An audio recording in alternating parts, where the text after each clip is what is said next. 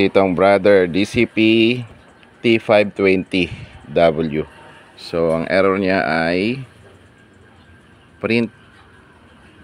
cannot print E3. So cannot print E3. So ito yung re-resolvehin natin ngayon, ano. So kanina ang ginawa natin ay yan, dinala sa atin ng customer na basag yung glass. So yung glass nito ay pang T520W.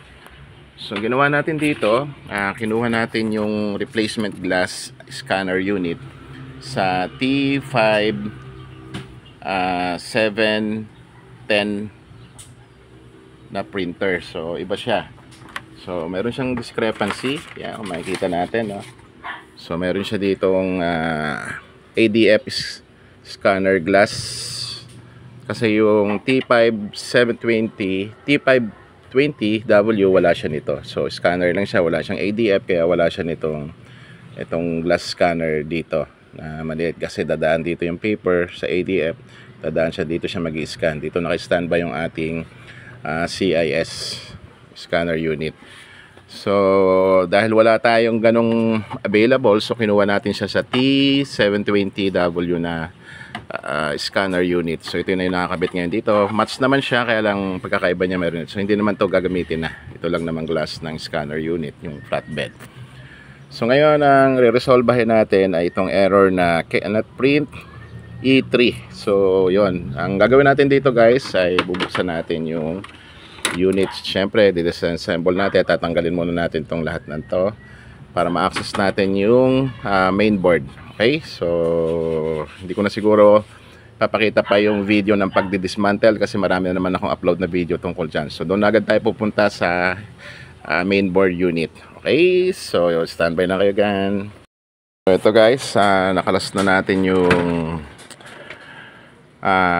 panel scanner unit, tinanggal na natin. So ito na yung guys ang problema, no. So dahil napabagsak tong unit na to, so yung kanyang wifi board na tanggal siya, na disconnect. Yan, mapansin nyo, tanggal siya nung binuksan ko, tanggal na siya, kaya lumalabas guys yung cannot print E3. So yung E3 code na yon is disconnected wifi unit. So ito yung guys, yung wifi unit. So ang gagawin lang natin dito, yung fix na gagawin natin is i-reconnect lang natin siya doon sa kanyang slot.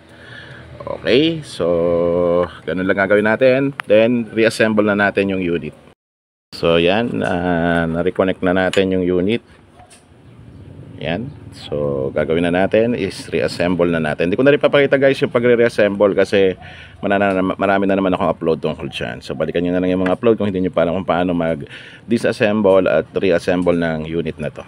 Okay, so yun lang. So hopefully pag na-assemble na natin, mawala na yung error na print unable E3. Actually nagpiprint naman siya sa una, no. So nagpiprint siya, nag-scan siya.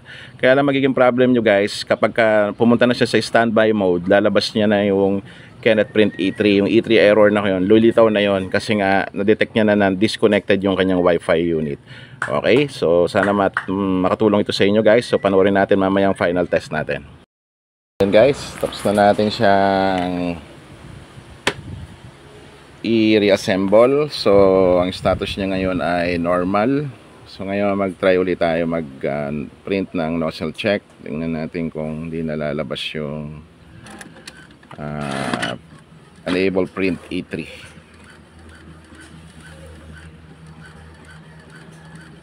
So kanina ang problema niya, nagpiprint siya ng nozzle check, nag-scan siya, nagpiprint siya. Kaya lang after niya mag-standby ng mga 5 seconds, so okay naman yung ating nozzle check dito. Ayan, pakita ko sa inyo. Ayan, so complete naman siya. Wala siyang problema.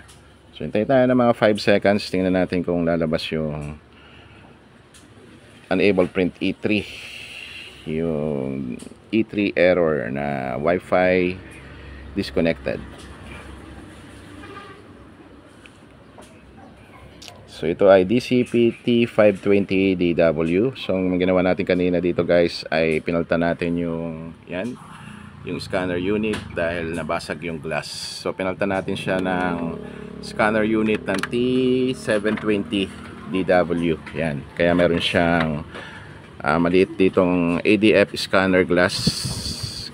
So compatible naman siya, pinagkaiba nga lang siya dahil may ADF yung T720, kaya meron siya nito. So dito dumadaan yung ADF documents, tapos para tumapat siya sa CIS scanning unit device. Ayun. So okay na siya. So na-test na rin natin ito, guys.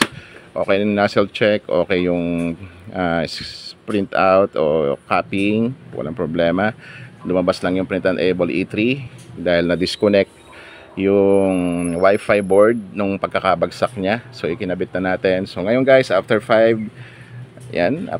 seconds wala na siyang lumabas. So normal na talaga siya. So goods na to.